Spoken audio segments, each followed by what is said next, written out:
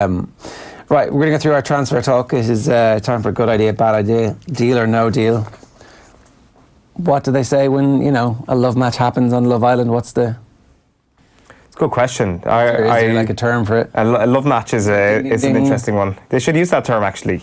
You should get involved with the show. No. Transfer talk. Champions League champions Liverpool have joined the race to sign Ajax and Netherlands defensive tyro Matthijs de Light.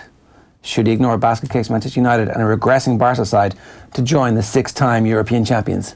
Deal or no deal? Should he ignore Manchester United to join Liverpool? And Barcelona?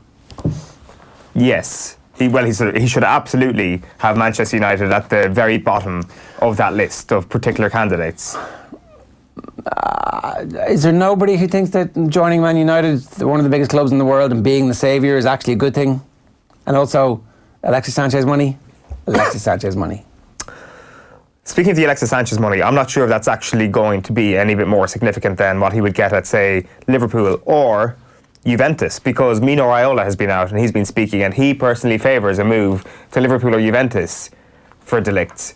So can you guess what two clubs might be paying the biggest agents' fees there? Probably Liverpool or Juventus.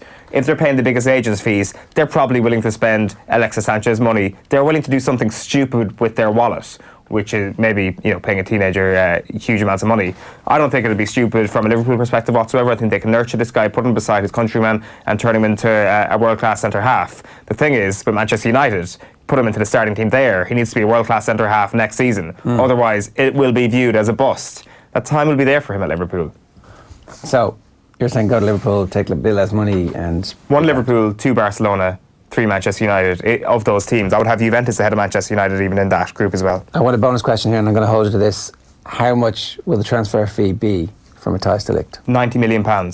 So reportedly Juventus have tabled a £75 million offer. So that is the only one that we have out there that is an exact number, and I think that is market value. They're pounds or euros? Pounds. So we're talking a €100 million transfer here. You've got a lot of cash, don't they? They really do. They're a league that was like, we've got no TV deal, we've got no fans, we've got no money. They're like, spend 100 million on Cristiano, spend this on De Ligt, in for Pogba. It will probably get to a point. Like the reason why they're spending all this money is that they're like, we actually need to supplement the Ronaldo money with some other pieces around him to actually ensure we win the Champions League with this guy next season. Like it kind of gets to a stage where they've got 1 or 2 more years of actually utilising the best that they have here, which is Ronaldo close to his peak. So I think it'd be a great offer from Juve as well. Since we last discussed the story, reports have suggested that Juve will up the ante to bring Pogba back to Serie A, while counter reports also claim Manchester United are closing up shop and will not sell. A one-word answer: who will Paul Pogba play for when the 2019-2020 season kicks off and the transfer window shuts? Juventus. All right, there you have it.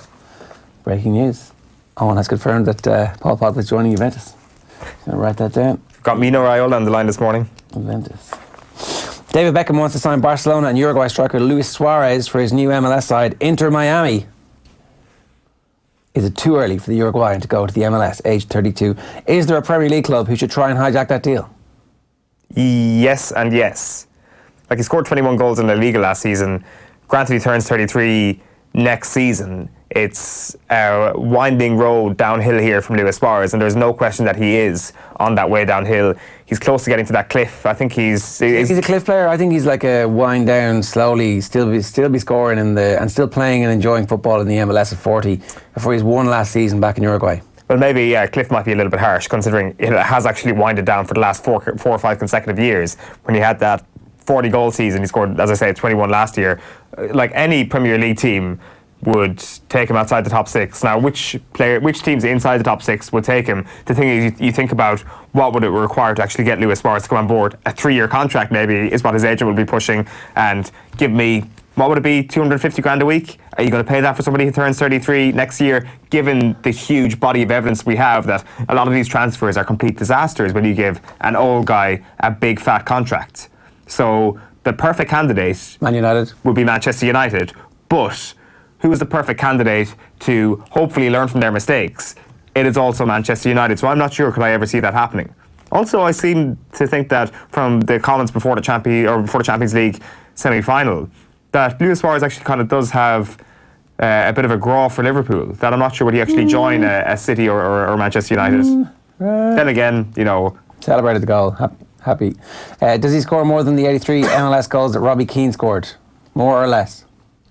Luis Suarez winning. If he goes now and stays for 3 years, 4 years, 83 goals. Yeah, but yeah. That's a remarkable record. Yeah, Robbie Keane went at just the right time. Yeah. God, that is a tough one. Just if you give him 3 seasons, I was just about to say yes, he will. Okay. All right.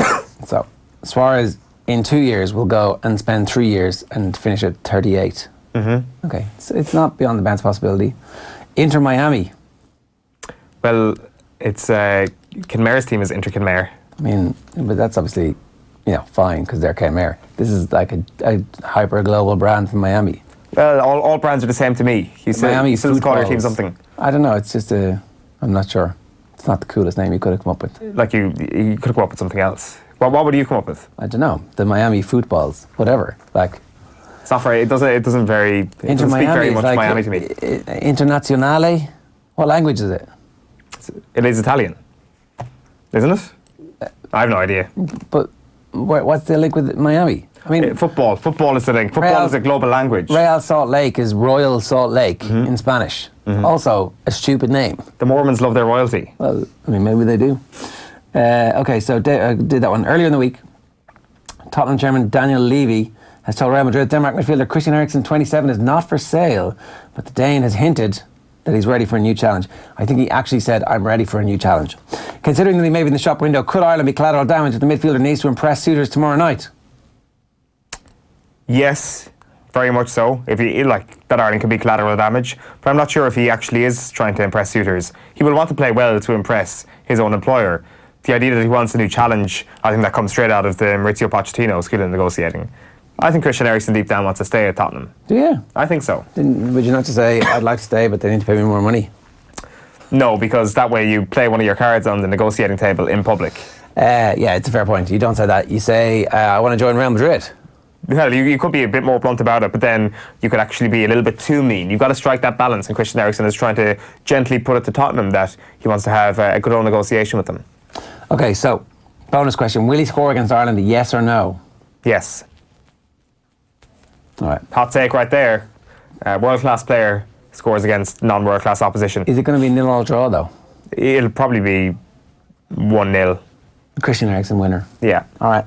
Arsenal boss Unai Emery has made Barcelona's France defender Samuel Umtiti, 25, his preferred defensive target this summer. As an Arsenal fan, do you want to see this deal happen? Umtiti, well, he's got the two most important traits for an Arsenal defender. He is extremely inconsistent and he's extremely injury prone. So I think he'd be a perfect addition to Arsenal.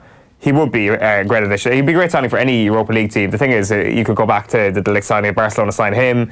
Then you've got a bit of a queue. You've got Longley, you've got Piqué, you've got De Ligt, all ahead of Samuel Umtiti. He doesn't want to leave Barcelona, but Barcelona will end up pushing him out because they'll have 5 centre-backs. At that point, Arsenal should pick up the pieces there in all seriousness, but it's not exactly an earth-shattering signing. Final one for now. Everton captain and defender Phil Jagielka could be moving north of the border when he leaves Everton later on this month. The 36-year-old is reportedly a target for Celtic. Would this be a coup for the Celts, and will it happen? Or will he join Rangers and stay in blue? Phil Jagielka being a coup for anybody at this point is a fairly ridiculous notion. He turns 37 in August. Celtic have won 1 million Premiership titles in Scotland at this point. It's not a coup, it's a good signing. They should do it. Phil Jagielka obviously would be a good person to have around the club. He's got a lot of experience, but it's not a coup. It's a good signing. Fair enough. Yeah. Free. I mean, it's not. You're right. It's not a coup.